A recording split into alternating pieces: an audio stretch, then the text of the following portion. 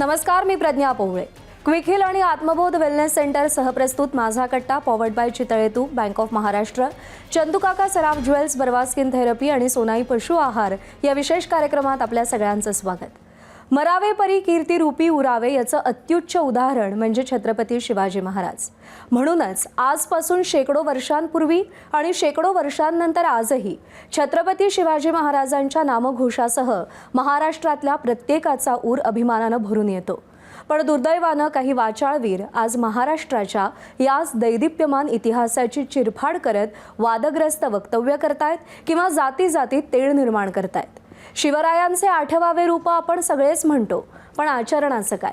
या प्रश्नाचं उत्तर मिळतं ते आजचे कट्ट्याचे पाहुणे शिवव्याख्याते डॉक्टर शिवरत्न शेटे यांच्या रूपानं. उक्तीला कृतीची जोड देत शिवरायांच्या विचारांचा प्रचार प्रसार करण्यासाठी ते अविरत झटतायत. गेली 3 दशकं महाराष्ट्राच्या खेड्यापाड्यापासून ते मोठमोठ्या शहरांमध्ये शिवरत्न शेटे मुक्तकंठानं समग्र शिवकाळ उभा करतायत. शिवकालाची साक्ष देणाऱ्या गड किल्ल्यांची भ्रमंती करण्याच्या अनेक मोहिमा त्यांनी योजल्यात आणि यशस्वी केल्यात. केवळ इतिहासात न रमता शिवचरित्रात वर्तमानाचा धांडोळा घेण्यामध्ये शिवरत्न शेटे यांचा हातखंडा आहे. आयुर्वेदाचा त्यांचा अभ्यासही फार मोठा आहे. शिवरायांच्या पदस्पर्शानं पुनीत झालेल्या या मातीचा मस्तकी टिळा लावायचं सोडून आज फक्त माथी भडकवणारी वक्तव्य होत आहेत. शिवरायांचा जयघोष करत एकीची वज्रमूठ आवळण्याऐवजी एकमेकांकडे बोटं दाखवली जात आहेत. आणि अशा काळात शिवाजी महाराजांच्या पुण्यतिथीनिमित्त त्यांच्या विचारांना, त्यांच्या कार्यकर्तृत्वाला मानाचा मुजरा करूया. कट्ट्याला सुरुवात करूया. नमस्कार, आपलं स्वागत. नमस्कार.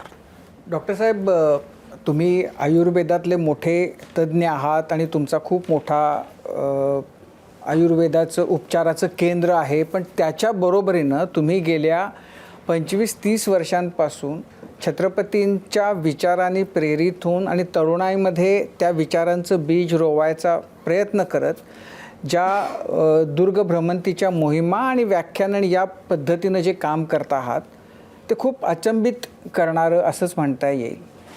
पण मला म्हणजे त्या सगळ्याच्याबद्दल आपल्याला बोलायचं आहे. पण ही महाराजांचं असं वेड जे तुम्हाला लागलेलं आहे ते कधी कसं लागलं? आणि आजसुद्धा तुम्ही इथं कपाळाला चंद्रकोर लावून आलेले आहात. संदीप म्हणाला तसं आता ती तुमची एक ह्याची खूण झालेली आहे की तुम्ही म्हणजे चंद्रकोर. काय आहे त्याच्या मागचं कारण? खरं तर कळत्या वयामध्ये पहिल्यांदा पोवाडे ऐकले शिवशाहीर बाबासाहेब देशमुखांचे, आणि तो रांगडा आवाज.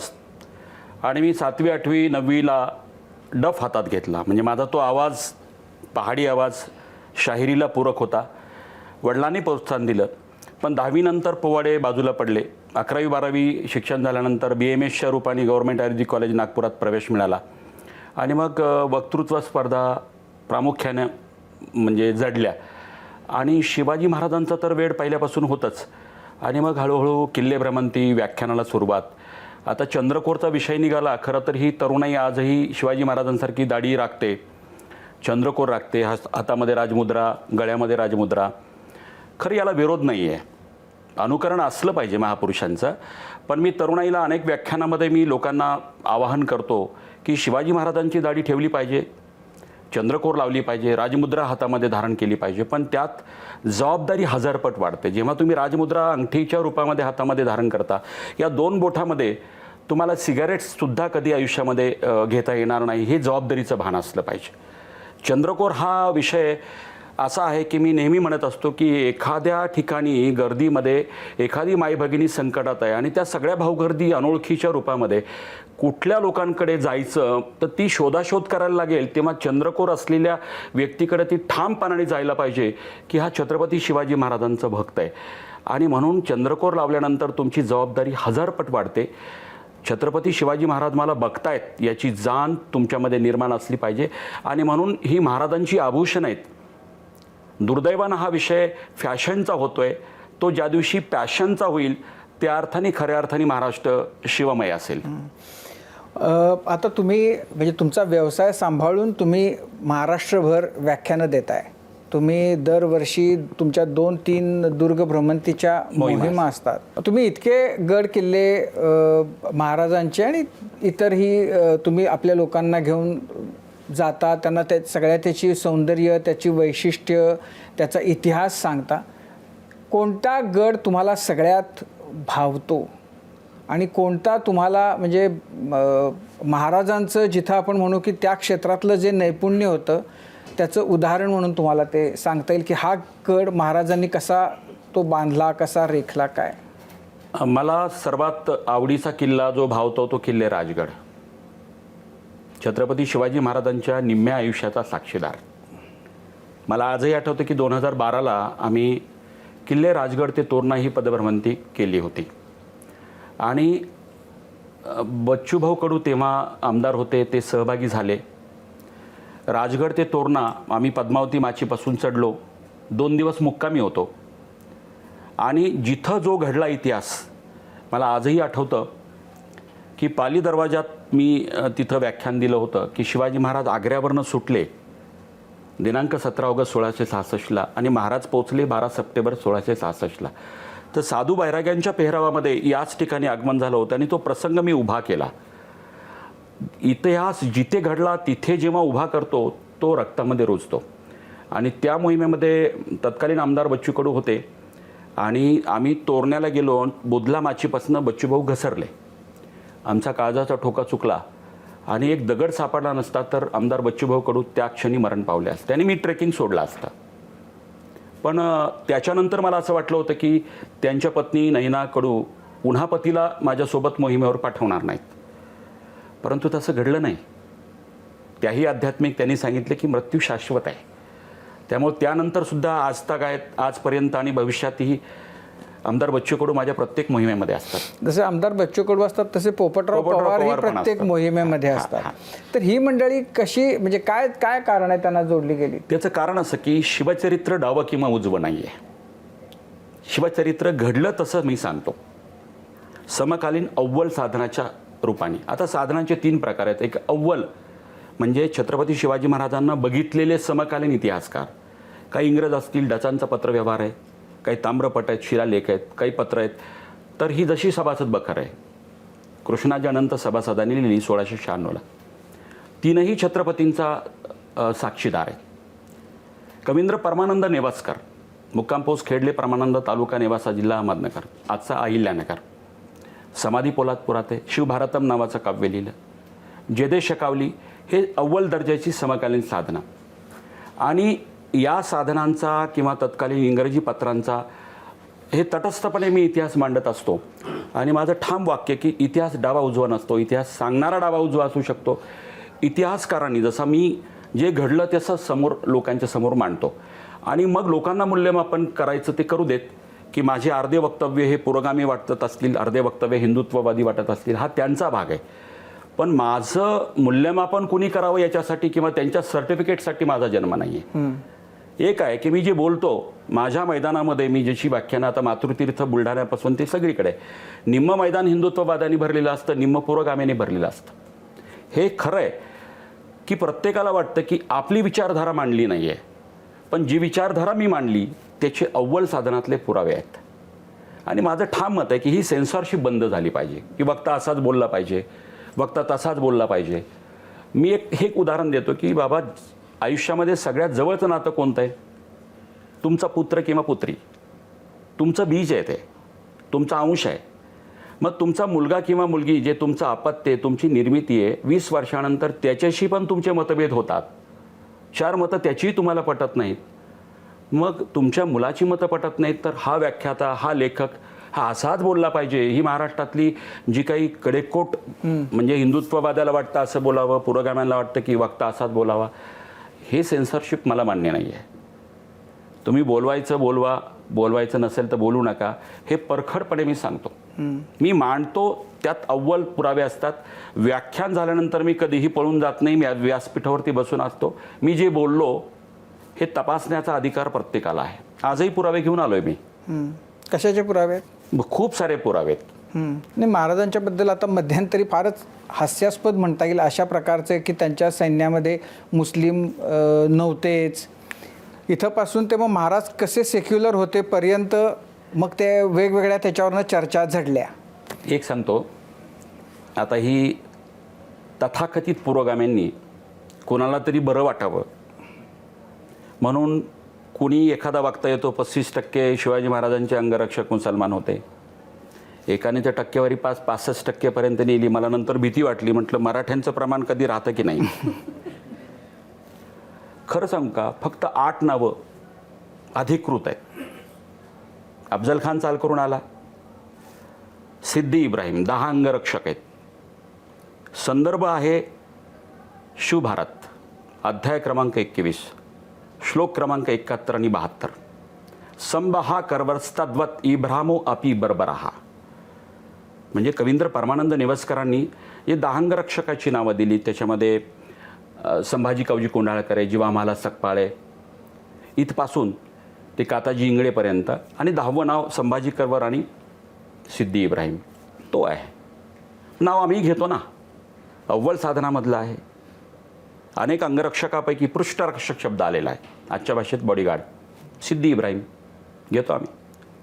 त्याच समयी नूरखान बेग हा chief of the army staff नाही आहे. ते म्हणतात की मराठ्यांचा सेनानी होता, नाही. मानकोजी 10 तोंडे हे त्या काळातले स्तरणोपत आहेत. एका तुकडीचा प्रमुख नूरखान बेग आहे. मान्य, आम्ही घेतो नाव. पन्हाळ्याच्या वेढ्यातनं दिनांक 2 मार्च 1660ला वेढा पडला आणि महाराज सुटले दिनांक 12 जुलै 1660ला. त्या दरम्यान महाराजांना सोडविण्याचा प्रयत्न दस्तूरखुद्द जिजाऊ साहेबांनी केला होता. आणि मग नेताजी पालकरांनी अडवलं, आऊसाहेब या तलवारीची आण आहे तुम्हास. आणि मग नेताजी पालकर आणि सिद्दी हिलाल महाराजांचा वेढा सोडवायला गेले होते. तिथे सिद्दी हिलाल आणि सिद्दी वाहवाह त्याचा पुत्र हे 2 नाव पण अधिकृत आहेत. सिद्दी वाहवाह तिथे हुतात्मा झाला आहे महाराजांच्या सोडवण्याच्या त्या प्रक्रियेमध्ये. त्याच्यानंतर काझी हैदरचं नाव आहे, जो न्यायाधीश. हा, पण तोही नंतर संभाजी महाराजांच्या काळात तो तिकडे औरंगजेबाला मिळाला.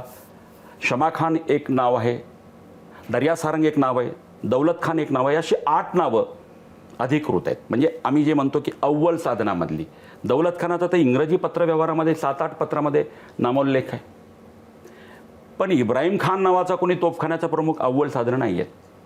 कोणी कसं रंगवलं आहे माहिती नाही आहे. पण ही 8 नावं वजा जाता थोडीफार असतील ही, परंतु 8 प्रमुख नाव आहेत. तर मला वाटते टक्केवारी काढायची तर फारच नगण्य निघेल आणि कुठल्या टक्केवारीवरनं कोणाचं योगदान नाही ठरवता येत. नावी समाज किती टक्के हो? विचार करा. 2 मार्च 1660ला वेढा पडला आणि सिद्दी जोहरचा अंदाज होता की महाराज किती दिवस वरती बसतील, एक ना एक दिवस धोधो पाऊस येईल, धनधान्य संपेल. पण वेढा ढिला पडला नाही आणि महाराजांना वाटले की ते आपण निसटून जावं. आणि मग ती संकल्पना 2 पालख्या बनवायच्या. एका पालखीत महाराज तुम्ही बसावं आणि दुसऱ्या पालखीत सोंगातला शिवाजी बसल. कल्पनाचित्र डोळ्यासमोर उभं करा. त्या सज्जा कोठीमध्ये ती बैठक सुरू आहे दिनांक 12 जुलै 1660 आषाढ शुद्ध पौर्णिमेला. आणि जेव्हा संकल्पना येते की सोंगातला शिवाजी शिवाकाशीत उठून उभा राहतो, महाराज मी शिवाजी बनायला तयार आहे. विचार करा, 2 तासात मरणार याची शंका नाही, खात्री आहे. बरं, ओळख तानाजी मालुसऱ्यांसारखा बालमित्र नाही आहे. ओळख दिनांक 28 नोव्हेंबर 1659 आणि बलिदानाचा दिवस 12 जुलै 1660. 10 महिन्यात काय वाटावं असं? कुठलं बॉन्डिंग होतं ते की मी मेलो तर चालेल, माझा राजा वाचला पाहिजे. आणि तो जो प्रसंग उभा केला ना, तो तसाच त्या मशालीच्या प्रकाशामध्ये मोहरा आला आणि म्हणला महाराज मी आज शिवाजी बनायला तयार आहे. महाराज कधी होय म्हणतात म्हणून त्याचे कान असुसलेत. महाराज होय म्हणत नाहीत, पण विलंबाने महाराजांच्या मुखातनं वाक्य निघतात, अरे शिवा एक वेळा आम्ही सुटून जाऊ, पण तुझं काय होईल म्हणून आम्ही विचार करतो. ऐकल्याबरोबर तो महाराजांचे पाय धरतो. महाराज आता विचार नका करू, या शिवाच्या जीवाचं सोनं होईल. महाराज या शिवाच्या जीवाचं सोनं होईल. आई भवानीची आण आहे. महाराजांना गहिवरून येतं की काय माणसं आहेत की महाराजाच्या दारात जात असताना सुद्धा ही आई भवानीची आण म्हणतात. महाराज मानेनी होकार देतात. आपला अंगरखा चोळणा दुशेला, रत्नाजडी तलवार त्याच्या कमरेला, मुकुट घालतात. मुकुटामध्ये तो मोत्याचा तुरा, गळ्यातला कंठा घालतात. छोटा संदूक उघडतात. एक वस्तू कपाळाला लावत लावत महाराजांच्या मुखातनं वाक्य निघतात, अरे शिवा हा आई भवानीचा प्रसाद. भोसल्याचं लेणं, देवीच्या भक्ताची खून, कशापाय सिद्धी जोहर फसणार नाही, पण कवड्याची माळ तुझ्या गळ्यात बघून फसेल म्हणून महाराज कवड्याची माळ गळ्यामध्ये टाकतात. आणि सरकन मागं सरल्याबरोबर महाराजांना लक्षात येतं की आपलं आरशात प्रतिबिंब बघतो की काय, हुबेहूब प्रति शिवाजी. कडकडून मिठी मारतात, होंदका फुटतो, शब्द फुटत नाहीत, आसवांच्या धारा वाहतात. शिवा काशीदाला कळतं की आपला खांदा भिजतोय आणि त्या मिठीमधून कशी बशी सुटका करत शिवाचे बोलवते, महाराज माझ्यासारख्या सामान्य नाव्यासाठी तुमच्या डोळ्यात पाणी आलं महाराज, या एका एका टिपासाठी म्या मरण पत्करेल महाराज, म्या मरण पत्करेल. ती नावी समाजाची टक्केवारी मोजणार तुम्ही आज? टक्केवारी मोजून चालणार नाही, बलिदानाचं महात्म्य मोजा, एवढंच मला म्हणायचं. जेव्हा मला सकपाळ अफजल खानाच्या वेळेस होता जेव्हा म्हणून तो पण नावी समाजाचा, किती टक्केवारी हो. पण 2 वेळा मराठ्यांचा इतिहास बंद झाला असता जर नावी समाजाचं हे योगदान नसतं तर. त्यामुळे टक्केवारीवरून बलिदानाची मूल्यमापन होता कामा नये असं माझं मत आहे. आणि खोटे टक्केवारीसुद्धा पुरोगामित्वाच्या नावाखाली वाढवू नये, जे आहे ते सांगा, वाद होणार नाहीत. नाही, पण महाराजांच्या सेक्युलरिझमबद्दल तर काही प्रश्न नाही आहे ना. बघा, सेक्युलर हा शब्द मुळात युरोपियन राष्ट्रामधनं आला. धर्मसत्ता आणि राजसत्ता यांच्यामध्ये धर्मसत्ताचा राजसत्तेवरती निरंकुश जी काही नियंत्रण हवं होतं, त्यातनं सेक्युलर हा शब्द युरोपियन कंट्रीजमधून जन्माला आला. Chhatrapati Shivaji Maharaj was not a secular, ठामपणे सांगतो. सेक्युलरचा अर्थ आहे the person who has a no religion, the state who has a no religion, that is a secular state. 100 पुरावे देतो मी. शिवाजी महाराज धर्म मानणारे, हिंदू धर्म मानणारे, हिंदू धर्माभिमानी आहेत, धर्मांध नाही आहेत. 100 पुरावेत. तुम्ही कोणतं नाकारणार? प्रत्येक गडकोटांवरती जा, शंभू महादेवाचं मंदिर आहे. युद्धामधली घोषणा होती, तिकडून जेव्हा चौताळलेला गनीम यायचा, दिन दिन अल्लाहू अकबर म्हणून, इकडे प्रतिध्वनी मराठ्यांचा उठायचा, हर हर महादेव. कुठे अध्यात्म वजा करणार? जलाभिषेक शिवाजी महाराज करायचे ज्या शंभू महादेवाचं, ती स्फटिकाचं शिवलिंग आजही किल्ले प्रतापगडावर आहे, उदयन महाराजांच्या जलमंदिरामध्ये, युवराज संभाजीराजांच्या भवानी मंडपामध्ये आहे. एवढंच नाही तर मी तंजावरला गेलो होतो, शिवरायांच्या सावत्र भावाची म्हणजे सरफोजी राजांची गादी, मी त्यांना गेल्यानंतर एवढंच म्हटलं की मला तुमचा देवारा बघायचा आहे, आबाजीराजेंना. त्यांना आश्चर्य वाटलं की लोक बृहदीश्वर मंदिर बघायला येतात, तुम्ही देवारा का बोलताय? म्हटलं बघितल्यानंतर सांगतो. आणि मी देवारात गेलो, म्हटलं शंभू महादेव बघायचा. महादेवाची पिंड, ते सोनेरी कवच आणि मधून स्फटिकाचं शिवलिंग काढलं. भोसले कुळामध्ये शिव संस्कृती. महाराज दक्षिण दिग्विजयाला जातात, श्रीशैल मल्लिकार्जुनच्या समोर ध्यानासाठी बसतात. महाराज तिरुपतीला जातात. महाराज 3 ऑक्टोबर 1677ला चेन्नईमध्ये काली कंबल मंदिरामध्ये दर्शन घेतात. शेकडो पुरावेत. राहता राहिला प्रश्न सेक्युलरचा. ते एक सांगतो मी, शिवाजी महाराजांनी सर्व धर्म समभाव मानला, याच्यात शंका नाही. एक उदाहरण देईल मी. महाराजांनी सुरतेवरती आक्रमण केलं दिनांक 6 जानेवारी ते 10 जानेवारी 1664 पहिल्यांदा. दुसऱ्यांदा 3 ऑक्टोबर ते 5 ऑक्टोबर 1670 भर दिवाळीत. पण जिजाऊनी म्हटलं नाही बाळा, सण करून जा, नेशन फर्स्ट. पण पहिलं आक्रमण जे झालं ना 6 जानेवारी ते 10 जानेवारी 1664ला, तर महाराज त्या कालाबाग परिसरामध्ये, मी सुरतेला त्यासाठी 3-4 वेळा गेलो, बसलेलेत. आणि रेव्हरंड ॲम्ब्रॉस नावाचा ख्रिश्चन मिशनरी महाराजांच्या समोर येतोय आणि महाराजांना बोलतोय, महाराज आपलं वैर शत्रुत्व औरंगजेबाशी आहे, आमचा इथं मठ आहे, चर्च आहे, नम्र विनंती की मराठ्यांकडनं याला धक्का लागू नये. आणि महाराज सांगतात की याची आगाऊ आम्ही काळजी घेतली आहे. काय महाराजांचा दंडक होता? The entire campus was surrounded by Maratha soldier to protect that campus. म्हणजे एका बाजूला महाराज त्याच ठिकाणी त्या हल्ल्याच्या प्रसंगी, मला वाटतं की जाणता राजामध्ये बाबासाहेब पुरंदरेंनी पण हे दृश्य दाखवलेलं आहे. एक डच विधवा स्त्री असते आणि तिचा पती मरण पावलेला असतो, घोड्यांच्या टापांचा आवाज येतो आणि ती घाबरते, लहान मुलं तिला बिलगतात. आणि मग त्या घोड्यावरचा जो मावळा आहे तो बोलतो की नाही, शिवाजीराजांनी तुझ्या संरक्षणाला आम्हाला पाठवलं आहे. म्हणजे एवढ्या युद्धाच्या धामधुमीत हा राजा परधर्मियांची काळजी घेतो, परधर्मियांच्या प्रार्थनास्थळाचं रक्षण करतो. हा झाला सर्व धर्म समभाव. पण त्याचबरोबर जेव्हा 2 उदाहरणं आहेत तमिळनाडूमधली, जिंजीच्यापासून एक तिरुवण्णामलाई नावाचं गाव आहे, अरुणाचलेश्वर मंदिर आहे. आणि त्या ठिकाणी मी पुरावा आणला आहे त्याचा. मुसलमानांनी हिंदूंपासून ते हिसकावून घेतलं मंदिर आणि त्याचं मशिदीत रूपांतरण केलं. महाराजांनी 1677ला जेव्हा दक्षिण दिग्विजयाच्या वेळेस तामिळनाडूमध्ये हल्ला केला तेव्हा हे मंदिर महाराजांनी दिनांक 30 ऑक्टोबर 1677ला विधिवत 2 मंदिरं तिथली त्या मशिदीचं पुन्हा मंदिरात रूपांतरण केलं. हा झाला हिंदू धर्म अभिमान. म्हणजे इतर धर्मियांचा आदर राखणं याला सर्व धर्म समभाव म्हणतात आणि स्वधर्मावरचं आक्रमण सहन न करणं याला हिंदू धर्माभिमान म्हणतात. मला वाटतं की महाराजांचं हे मूल्यमापन आहे. मी आपल्याला पुरावा दाखवू इच्छितो म्हणजे आणि हे पोर्तुगीज भाषेतला पुरावा आहे. नंतर कॅमेऱ्यामध्ये दाखवलं जाईल.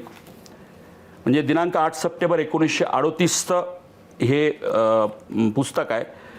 एम जिनॅनो डियागो नावाचा एक तज्ज्ञ आहे, त्यांनी हे भाषांतरित केलं आहे आणि त्याला 1937ला तमिळ भाषेमधली ही प्रत सापडली ज्याच्यामध्ये शिवाजी महाराजांनी 1677ला या जिंजीच्यावरती केलेल्या आक्रमणांचे अव्वलपूर आणि त्या तमिळी प्रतीमध्ये हे लिहिलेलं आहे की या 2 मशिदीला पुन्हा महाराजांनी मंदिरामध्ये रूपांतरित केलं. महाराजांनी मशिदीवर आक्रमण केलेलं नाही आहे, टू बी नोटेड दॅट.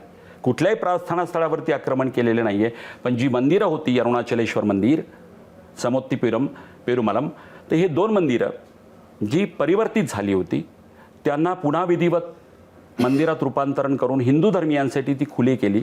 एवढंच नाही, एक पुरावा असा आहे की कार्तिकेय दीपोत्सव महाराजांनी सुरू केला. आजही त्या अरुणाचलेश्वर मंदिर तिरुवण्णमलाईच्या समोर टेकडी आहे, तिथे लोक म्हणजे देशी तुपातले दिवे लावतात. तर महाराजांनी तो दीपोत्सव सुरू केलेला आहे. या पुस्तकाचे पुरावे मी आपल्या याच्यामध्ये देईल आणि हे फ्रेंच भाषेतले पुरावे आहेत आणि त्याचं हे पुस्तक आहे 1939ला छापलेलं आहे. पॅरिस आणि पॉंडेचेरी या 2 संयुक्त संस्थांनी हे छापलेलं आहे. मूळ फ्रेंच भाषेतलं आहे. पान क्रमांक 71, हे पान क्रमांक 71 आहे, फ्रेंच भाषेतलं आहे. त्याचं गुगल ट्रान्सलेशन मी करून आणलेलं आहे. हे आता एवढं बरं आहे की गुगलला प्रतिगामी आणि पुरोगामी हे अजून तरी कळलेलं नाही आहे. त्याच्यामुळे गुगल खरं ट्रान्सलेट करतं, अन्यथा ते पण बायस झालं असतं. मी वाचून दाखवतो.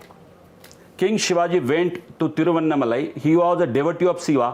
It will be remembered that the Muslim had allowed the Shiva pagoda in Tiruvannamalai and the one dedicated to Samottipura Perumal to fall into ruins and then converted them into mosque.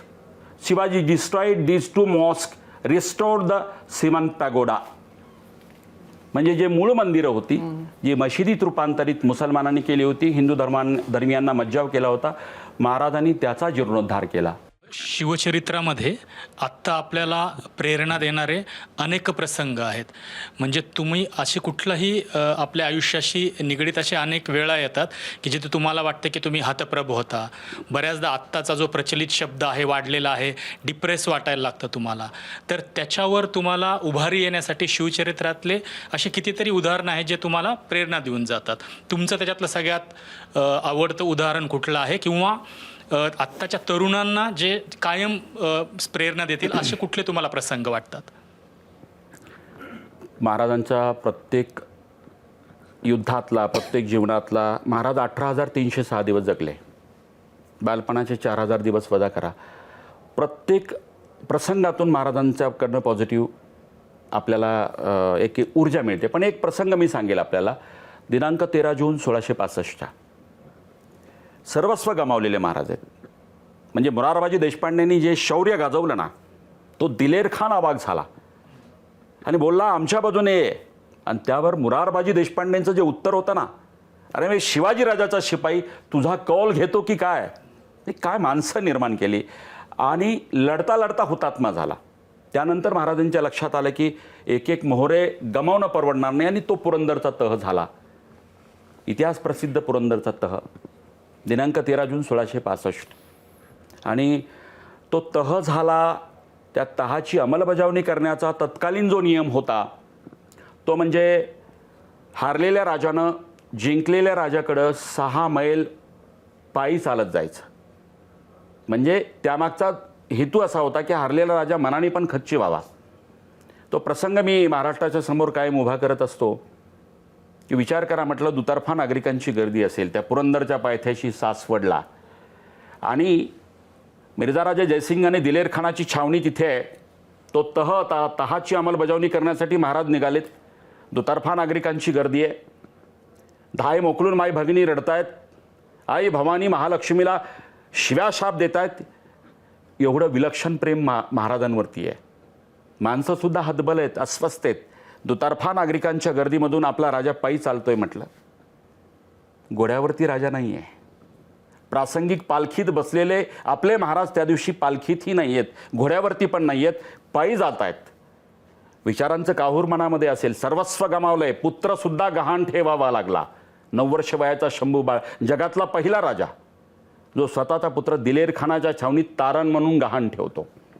ही सगळी विपरीत परिस्थिती, दुतर्फा नागरिकांची गर्दी, अस्वस्थ महाराज, सर्वस्व गमावलेले, राजाचा रंक व्हावा तैसी परिस्थिती उद्भवलेली. कफल्लाक 4 लाख होण्याचा मुलूख दिला, सगळे गेले महाराज. 23 किल्ले द्यावे लागले. आणि अशा परिस्थितीमध्ये सगळं गमावलंय, पण त्या परिस्थितीमध्ये सुद्धा महाराजांचा विचार सकारात्मक आहे. मी आज गमावलंय, ही वेळही निघून जाईल, आय विल कॉन्कर इट. मला असं वाटतं की सर्वस्व गमावल्यानंतर सुद्धा आत्महत्येचा विचार महाराजांच्या मनाला स्पर्श करून जात नाही, की नैराश्याच्या गर्दीत आपला राजा बुडत नाही. मला वाटतं की तुमच्या आयुष्यात याच्यापेक्षा वाईट वेळ येणार नाही. मी विदर्भातल्या अनेक शेतकऱ्यांना जे 50,000 कर्जासाठी आत्महत्या केली, 5 लाखाच्या कर्जाची नोटीस आली, जमिनीचा लिलाव होणार म्हणून आत्महत्या केली, मी म्हणतो तुमचं घर गहाण ठेवलं म्हणून तुम्हाला आत्महत्येचा विचार येतात. यांनी तर पोरगा गहाण ठेवला आहे. ज्या पोराचं वय 9 वर्ष, शंभू बाळाचं वय, मैदानी खेळ खेळण्याचं ते लेकरू त्या मिर्झाराजे जयसिंग आणि दिलेर खानाच्या छावणीत तारण म्हणून आहे, तो राजा आत्महत्येचा विचार करत नाही. मला वाटतं की शिवाजी महाराजांसारखं पॉझिटिव्ह ॲटिट्यूड तुमच्या आयुष्यामध्ये कधी नैराश्य येईल, आत्महत्येचा विचार येईल, तेव्हा फक्त 13 जून 1665 आठवा पॉझिटिव्ह ॲटिट्यूडचा स्रोत म्हणून छत्रपती शिवाजी महाराजांना बघितलं पाहिजे. आत्ता इथं ओमप्रकाश शेटे आहेत, तुमचे धाकटे बंधू, आणि ते राज्याच्या आरोग्याची फार उत्तम काळजी घेतात. म्हणजे महाराजांना जसं अभिप्रेत होतं तशाच प्रकारचं काम ते करतायत. तर काय तुमच्याकडनं काहीतरी प्रश्न अपेक्षित आहेत? असं आहे, त्यांच्या बाबतीत एकच सांगतो की ओमप्रकाश माझ्या शिवचरित्रातल्या मुशीत आहे. मी जितके गडकोट भ्रमंती करतो, सहकुटुंब तो माझ्यासोबत असतो, केवळ गडकोटांवरती नाही. की छत्रपती शिवाजी महाराजांचं प्रशासन, तो 7व्या माळ्यावर असताना सुद्धा मला आठवतं की त्याला एकदा तो सोलापूरला खूप 4 वर्षानंतर सहकुटुंब आला होता. आणि मी म्हटलं, हे बघ म्हटलं, आता आजचा शनिवार आहे, एक दिवस दांडी मार, नको जाऊ मुंबईला, रविवार आहे, सोमवारी आपला कार्यक्रम आहे. त्यांनी बायका पोराला माझ्याकडे सोडलं आणि तो शुक्रवारी ट्रेनने निघून आला. जाताना मला एवढंच बोलला की शनिवार डॉक्टर तुमच्या दृष्टिकोनातनी असेल, पण चंद्रपूरचा शेतकरी, परभणीचा शेतकरी इथे आलेला आहे म्हणला, आणि त्याला झोपायला जागा नाही, तो वडापाव खाऊन कुठल्या तरी रेल्वे स्टेशनला झोपतो. मी जर सोमवारी आलो तो 3 दिवस तो काय खाईल? मला वाटतं की हा विचार जो आहे ना, हा शिवचरित्रातला विचार आहे. आणि ओमप्रकाश शेटे आणि we born for the nation, आमचा जन्म राष्ट्रासाठी झाला आहे, त्यामुळे आम्ही राष्ट्रासाठी समर्पित आहोत. इदम नमः. खरं म्हणजे आपण काम करत असताना शिवछत्रपतींच्या विचाराचं आचरण करतो, त्यामुळं आजचाच दिवस माझा ह्या दृष्टीने आपण काम करत असतो. परंतु काल परवा शिवशंभूंचे विचार आपल्या कुटुंबात आपण रुजवतो, आचरणात आणतो. पण छावा चित्रपट आल्याच्या नंतर मात्र माझ्या मुलाला उत्तर देताना माझी दमछाक होती. कधी कॉन्ट्रोवर्सी असलेला प्रश्न किंवा काम करत असताना आपण बाळगत नाही, पण तो म्हणतो की ह्या औरंग्याचं थडगं उकडून टाकायला पाहिजे का, ज्यांनी क्रूर पद्धतीनं धर्मवीर छत्रपती संभाजीराजांची हत्या केली, निगरूनपणे हत्या केली. आणि त्याला कॉन्ट्रोवर्सी म्हणून त्याच्या कानावरती एक शब्द आला की मनुस्मृतीचं तिथं अवलंब करून त्या पद्धतीनं छत्रपती संभाजी महाराजांची हत्या करण्यात आली. हे काय? आता त्याला सांगत असताना माझी दमछाक होते की हे सगळं वेगळ्या पद्धतीनं, पण ह्या बाबतीत तुमचं काय मत आहे तेवढं सांगा. खरं म्हणजे संभाजी महाराजांची हत्या हा स्वतंत्र एपिसोडचा विषय आहे. मी सप्रमाण पुढच्या वेळेस पुरावे दाखवेल. म्हणजे मधल्या काही दशकामध्ये संभाजी महाराजांची हत्या मनुस्मृतीच्या तत्वानुसार, ब्राह्मणांच्या सांगण्यानुसार झाली असं सांगणारा एक वक्ता वर्ग निर्माण झाला. माझा एक 26 मिनिटाचा व्हिडिओ त्याच्यावरती न्यूज चॅनलवरती आहे, सप्रमाण खोडलेलं आहे मी. कुठेही मनुस्मृतीनुसार संभाजी महाराजांची हत्या झाली नाही. आता काही लोकांना ओढून ताणून श्लोक आणायचे असतील तर हा प्रत्येकाचा भाग असू शकतो, पण मनुस्मृतीचा दूरदूर संबंध नाही, गुढीपाडव्याचा तर दूरदूर संबंध नाही. पण एक उदाहरण देतो मी की संभाजी महाराजाला दिनांक 14 फेब्रुवारी 1689ला त्या बहादूरगडाच्या छावणीमध्ये बांधण्यात आलं. तेव्हा जो आय विटनेस होता ना, त्याचं नाव साकीब मुस्तैद Khan. He was I witness. ज्यांनी मासिरी आलमगिरी लिहिलं. तो लिहितो. डॉक्टर जयसिंगराव पवारांच्या पुस्तकात सुद्धा आहे, छत्रपती संभाजी महाराज स्मारक ग्रंथ. तो आणला नाही मी आज इथे. तो लिहितो. त्याच्यानंतर ईश्वरदास नागर यांच्यामुळं पहिल्यांदा कळलं की डोळे आणि जिभा छाटल्यानंतर संभाजी महाराजांनी अन्न पाणी त्यागलं. साधा सवाल आहे. जे काही संभाजी महाराजांवर कोणी आरोप करतं की व्यसनाधीन होते वगैरे, बिलकुल नाही. व्यसनाधीन असलेला माणूस, खरं हे फार मोठं व्रत आहे, अन्न पाणी त्याग करणं. ते त्यागलं त्यांनी. आणि त्याहीपेक्षा साकीब मुस्तैद खान, हाशम मोहम्मद खाफी खान, जे औरंगजेबाचे इतिहासकार आहेत, मराठ्यांचे नाही आहेत, ते लिहितात. त्या रुहुल्ला खानला पाठवलं होतं औरंगजेबाने की संभाजीराजांची समज घाल. तो रुहुल्ला खान गेला तिथे. हे त्यांनी लिहिले, आपण नाही.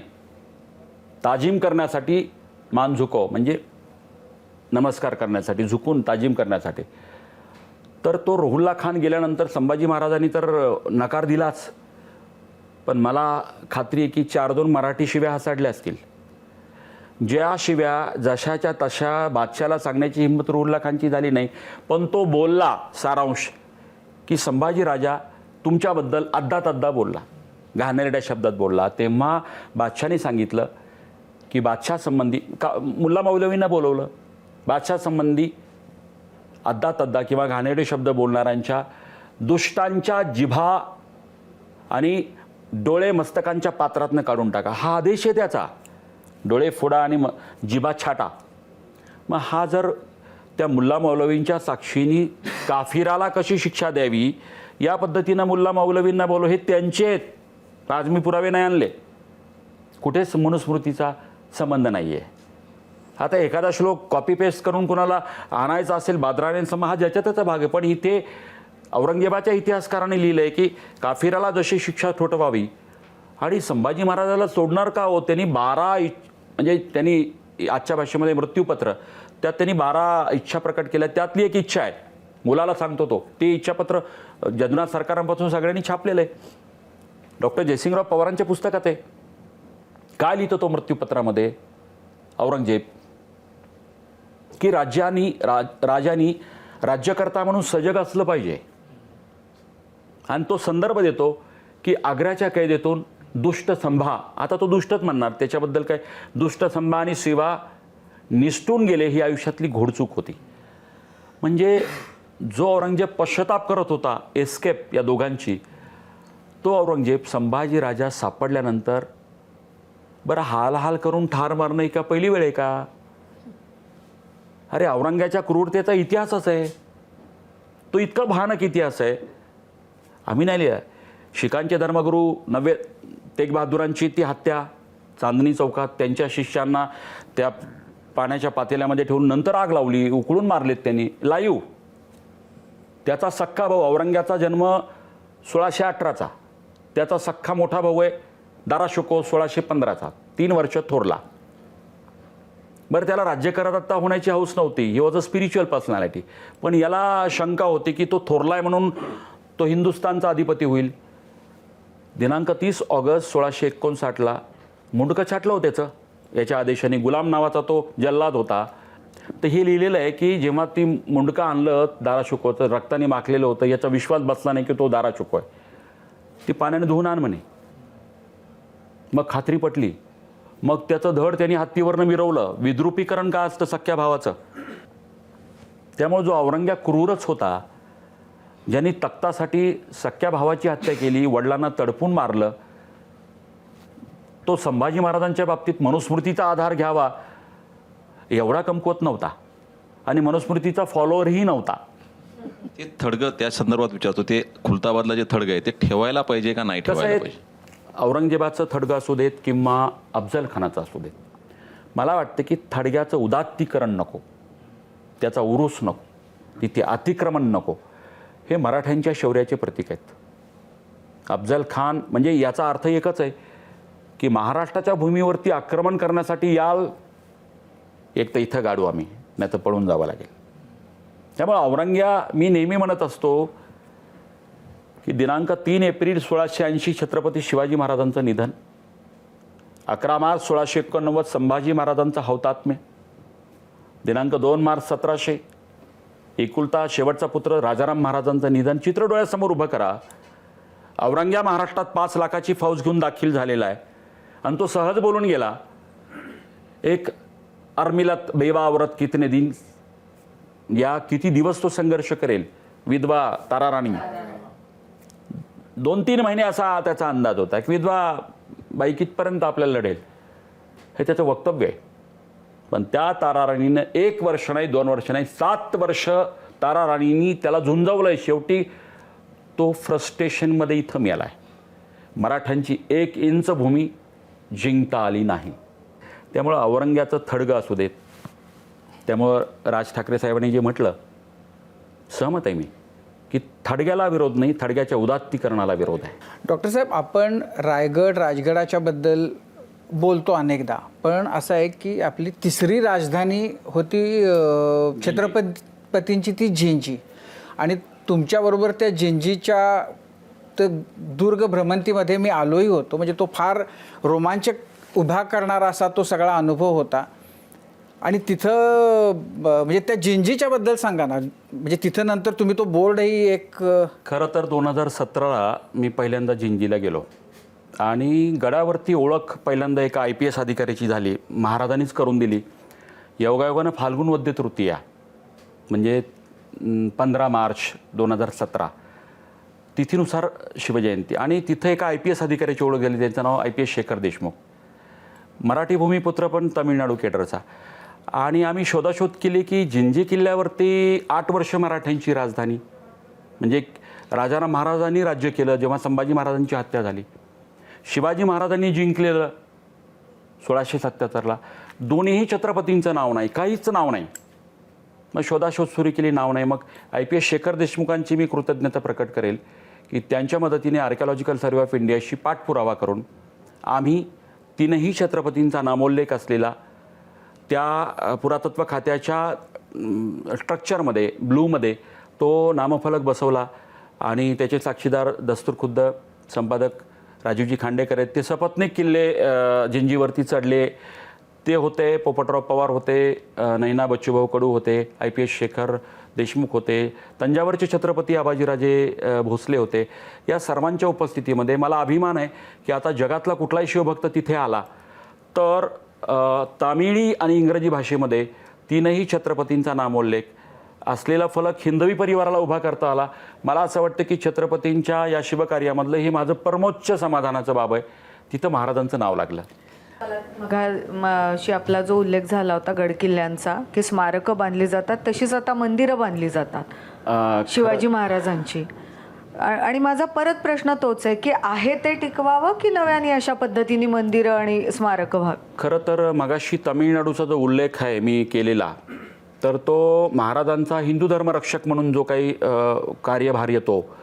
आजही तुम्ही चेन्नईला जा, कालीकंबल मंदिरामध्ये तिथे तो स्तंभ आहे आणि कालीकंबल मंदिरामध्ये 3 महाराजांच्या मूर्ती आहेत, पुतळे आहेत. म्हणजे गोपुरामध्ये शिवाजी महाराजांना स्थान एकमेव आहे. म्हणजे शिवाजी महाराजांनी तिथं येऊन जे धर्मरक्षण केलं याची कृतज्ञता म्हणून तामिळी लोकांनी गोपुरामध्ये देवदेवतांच्या गर्दीमध्ये शिवाजी महाराज एकमेव महापुरुष तिथे स्थानापन्न केले. हा छत्रपतींच्या कार्याचा गौरव आहे. हे खरं असलं तरी शिवाजी महाराजांचं दैवतीकरण होऊ नये, मंदिरं होऊ नयेत या मताचा मी आहे. शिवाजी महाराज आस्तिक होते का? होते. हिंदू धर्मरक्षक होते का? नक्कीच होते. महाराज देव देश धर्म मानणारे होते का? होतेच. पण महाराजांना मंदिरात बसवणं हे पुढच्या 100-200 वर्षानंतर फार घातक चित्र, विदारक चित्र होईल. कारण आज मंदिरं करताना, आरती म्हणताना आपल्याला कदाचित हेतुशुद्धता असते. महाराजांच्या प्रति भक्ती म्हणून ती मंदिरं बनवली जातात. परंतु त्याचं काय होईल? पुढच्या 100-200 वर्षानंतर एखादा चित्रपट दिग्दर्शक येईल, सिनेमॅटिक लिबर्टीच्या नावाखाली पुढच्या 100 वर्षानंतर एखादा चित्रपट येईल, अफजल खानाला भेटीला महाराज जाताना दाखवले जातील, मानवी हाताच्या त्या बोटामधून सिंहाची नखं येतील, चेहरा सिंहाचा होईल, नरसिंहाच्या अवतारात त्या अफजल खानाचं पोट फाडलं जाईल आणि पुन्हा मानवी अवतारामध्ये महाराज जिजाऊच्या समोर प्रकट होतील.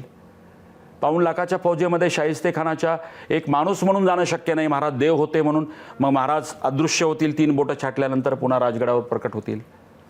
आग्र्यावरनं दिनांक 17 ऑगस्ट 1666 महाराज निसटले.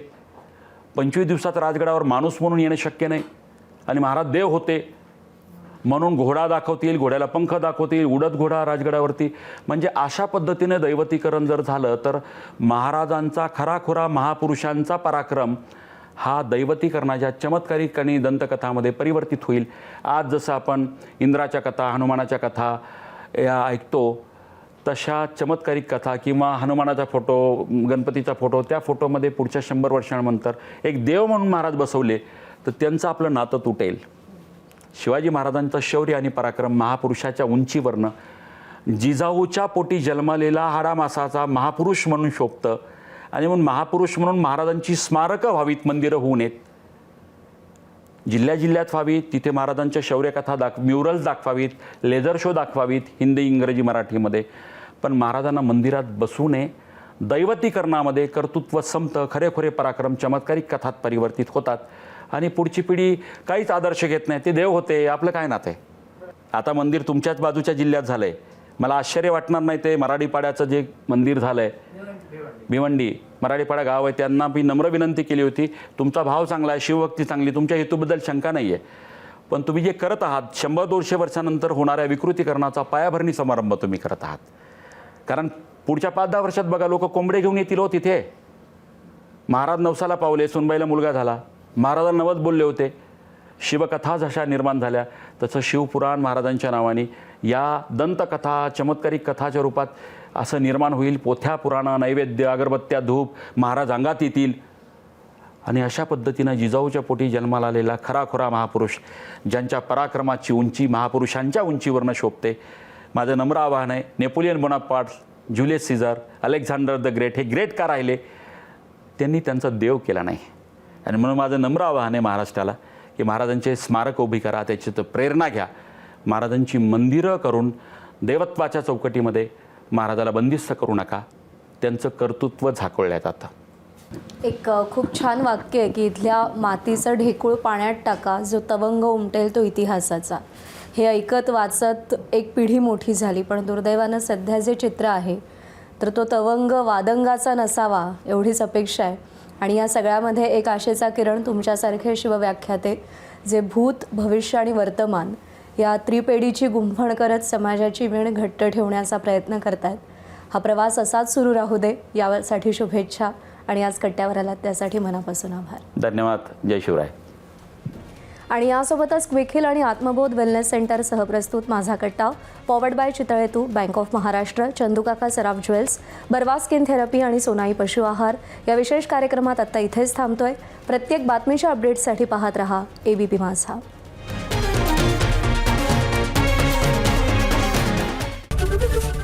ABP माझा, उघडा डोळे बघा नीट.